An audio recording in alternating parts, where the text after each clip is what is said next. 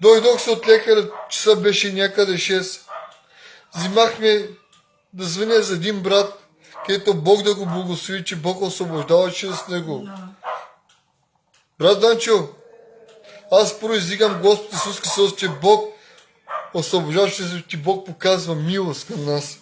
Благодаря на Господа, че брат Данчо, че Бог ти даде в живота ми, брат Данчо. Благодаря на Господа. Благодаря най-вече на нашия Господ на Исус Христос на първо място. И взимахме да се молим. И той нямаше молитва, аз взимах да се моля и казвам, брат, че да се правим една молитва. Ама виж Бог какво направи. Бог взима да ме изцели. Бог ме изцели.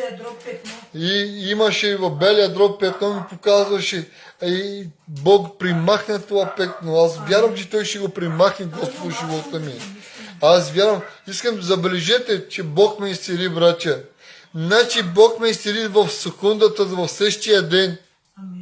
В същия ден Бог си даде победата.